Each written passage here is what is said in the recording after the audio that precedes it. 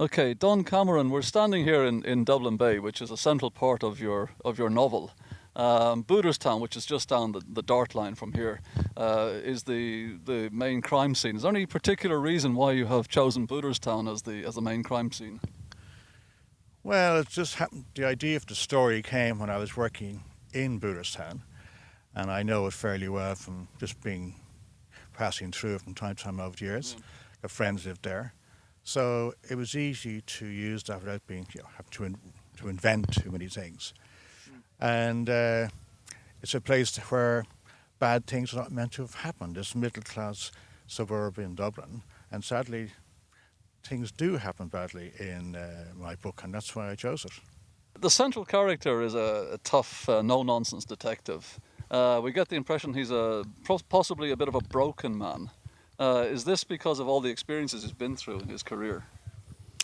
Well, he's certainly worldly wise. Broken, I'd say, more not so much broke, maybe bent over.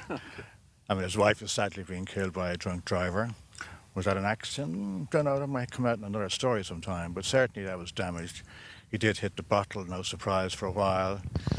His senior chief inspector rescued him because he realised he's basically his best policeman. And yes, he's been around the block, and he's worldly wise, the best way I describe him, but not broken, but certainly damaged.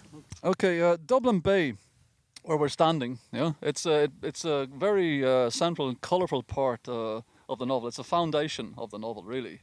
And is it something that's close to your own heart? Yeah, very much so. Particularly around Sandymount, where the main guy, O'Neill, actually lives. And as we know in the book, he jogs a lot there. Part of it is just to keep fit, and the other part, getting back to your earlier question, is exercising the demons of the drink and stuff, so getting some control Yeah. back over his life. Yeah. Yeah, I always liked it. I always liked to be by the sea, but Sandymount particularly. Yeah. And certainly when I lived in London for a long time, when you're stuck in underground tubes, Yeah. packed on a midsummer's day, and it's hot Yeah. and sweaty and uncomfortable. Thinking about Sandymount Strand was like me going to my happy place. So yes, Yeah. and it's a very nice place. Why wouldn't you want to have it in your book? Yeah, exactly. It's a very beautiful place, that's for sure. Yeah. Yeah.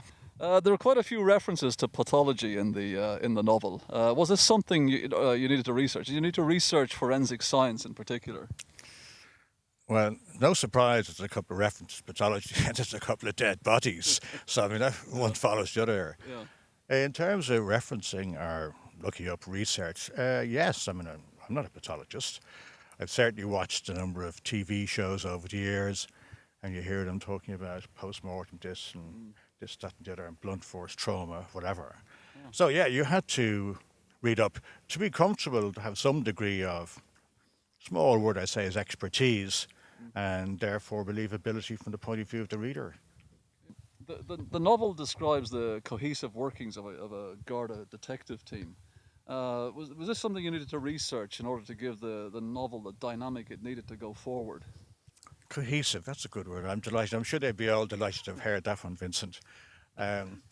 Yes, again, like it's a TV thing, it's reading other books and where you've read the same type of police procedural stuff, and hope you got that right.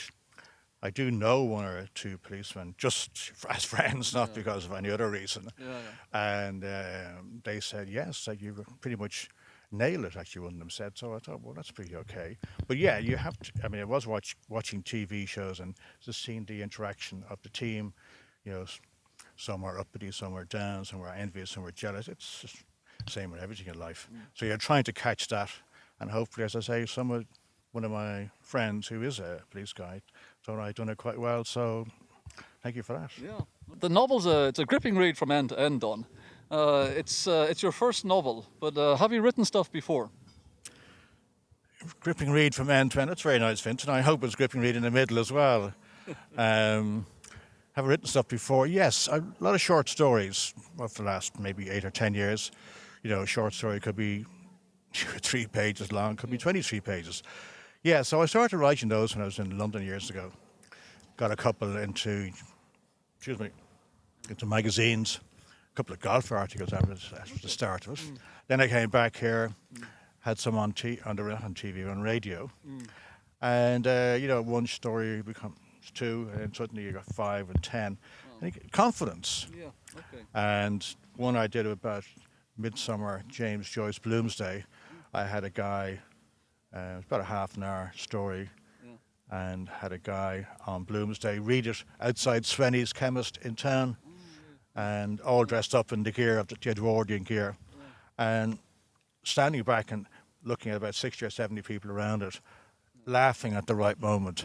That was quite a rush, actually. That's on Bloomsday, yes. Okay. So yes, I have stuff before, but Yeah. jumping from there, 20 or 30 pages to a few hundred pages of book, was a whole different ball game, really. Mm. And that's why it took 6 or 7 years, really, on and off. I binned it a few times, but I just liked the punchline too much Yeah. for anyone else to get. Yeah. Yeah. So therefore, I persisted, and that's what all Yeah. the books keep saying. So Stay with it. yeah. So perseverance is the key word here. Yeah. Absolutely. Okay. Or two words, it's hard work.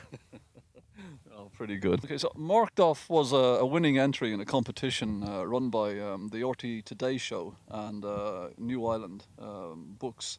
How important do you think that competitions such as this are for encouraging the writing spirit? I think competitions like this are just vital, lifeblood, in fact. I mean, I saw it very late, actually, just by chance for me. The competition had been running for a few months. I only saw the entry 10 days, 12 days before it was actually due to close. I sent it in. I thought, well, give it a whirl, as one of my mates said. And whirl it went, and it's still whirling, thankfully. But yes, competitions like this, I mean, that was quite prestigious, obviously, big TVT and getting a book published. Other competitions where you might win 20 quid, or you might just be on the radio, they're all vital. It's all a growing exercise and giving you confidence. Can't beat that. So, do you have any particular literary influences that you take your sources from? Well, I've always liked the crime writing thing. I mean, it's a good book is a good book, but a good crime book, good characters. And there's also a game in there and trying to work out who was. I kind of like got 2 for 1, so I kind of liked it from that point of view. You had more than just the words on the page. You had to think about it. Types of books from an early age, I suppose those sort of books would have been Agatha Christie books, Hercule Poirot. Okay, Latter day would have been Frederick Forsyth. I had the Jackal one in there. A Desert Island book, actually. I think it's one of the great reads. yeah. After that, then you're into the age of Grisham and stuff like that. Okay. One of my faves, in terms of writing a book and looking at it and thinking to myself after I'd finished it, thinking, that is what I'd like to do, is the American writer, a lady called Kathy Reichs. These coroner type things, but her very first book, Days You Dead, I was huge. It's the only book I've actually ever bought twice. First one I gave right to a good friend who said he'd give it back to me, of course. He's no longer a good friend. So, yes, anyone I bought. Other ones, English guy I really like is Roger Ellery, or J. Ellery. And, there's loads and loads. But and Irish guys, John Connolly, I'm a big fan, Ken Bruin, Gene Kerrigan. Yeah, I support the local guys.